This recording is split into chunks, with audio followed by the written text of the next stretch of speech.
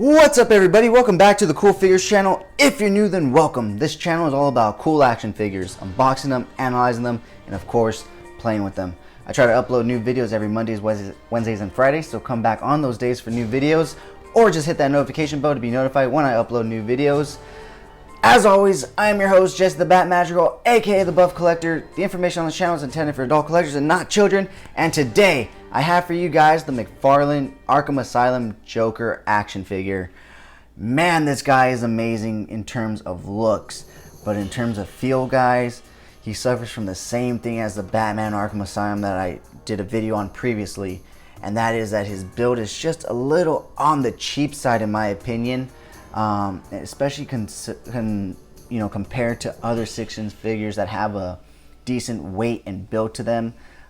These figures just feel a little flimsy, which is really sad because they're really great overall look and aesthetically, but when you start messing with them, they just don't feel as sturdy and just as solid as the other 6-inch figures that are being released today, like the TMNT NECAs, the Star Wars Black Series.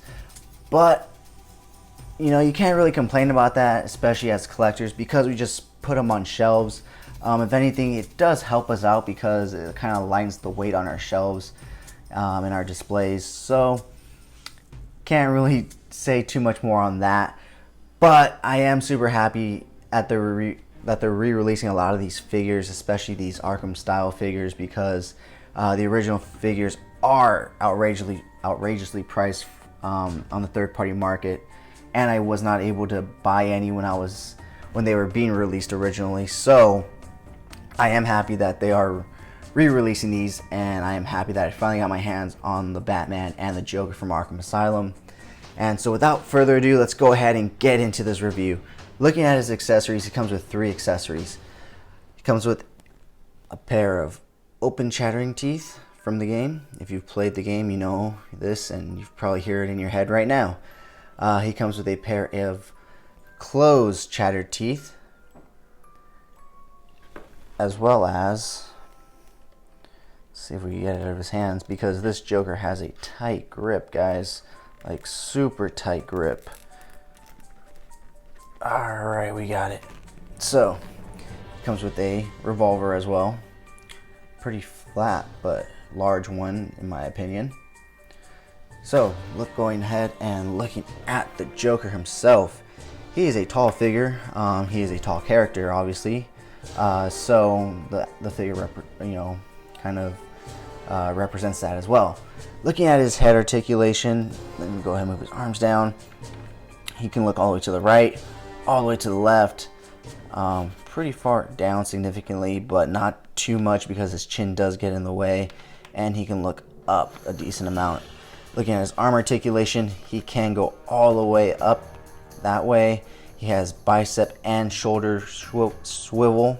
He has a single joint elbow, or I'm sorry, he has a double jointed elbow. Wow, I haven't seen that in a while. His wrists do rotate, and unlike Batman's, they do articulate up and down. Looking at his torso, he has waist articulation, unlike Batman, who has upper torso articulate. I cannot speak right now. Upper torso articulation, where it rotates up here. The Joker rotates at the waist. Looking at his leg articulation, he can go all the way out this way. He can go forward pretty decently, as well as pretty decently backwards in a way. Let's see. Yeah, that's about as far as back as he'll go. He has a double hinge knee joint and decent ankle articulation down, but not so much up because his pants get in the way. And much like Batman, he has his foot articulation, which in my opinion is an amazing addition to these figures. And I really wish other companies would take note of that as well. So, going ahead and taking a look at this figure, he is amazing. I mean, look at the detail, look at the paint deco. It is just well done in my opinion.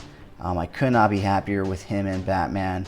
I got him specifically to photograph on Batman Day, or I mean for Batman Day, and they came out pretty well. So I'm pretty happy with the results.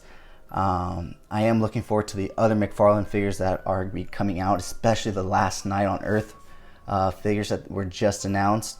I just read that comic, or not just, but I followed that comic series as it was coming out, and I'm super happy that they're actually going to be making figures off of that, you know, because for the longest time the only action figure superheroes that we got were based off the movies and variants and the TV shows and variants of that. And the great thing about McFarlane is he's actually diving deep into the comic lore and giving us figures that we haven't seen before. So I'm super happy and excited. Cannot wait to see what else they're going to announce and what else they're going to bring to us. But without further ado, guys, let's go ahead and take this guy and take some pics, and we'll be right back.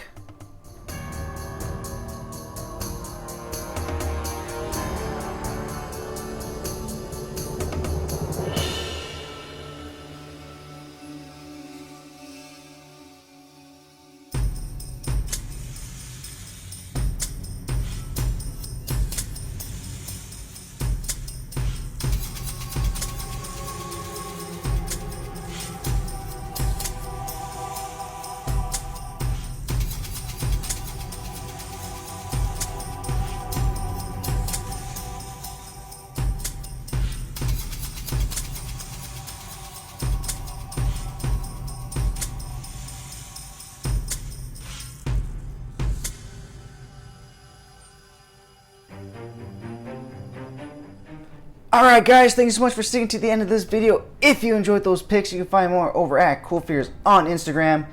And if you enjoyed this video, please remember to leave a like. And if you haven't already, please hit that subscribe button. I really would appreciate it if you did.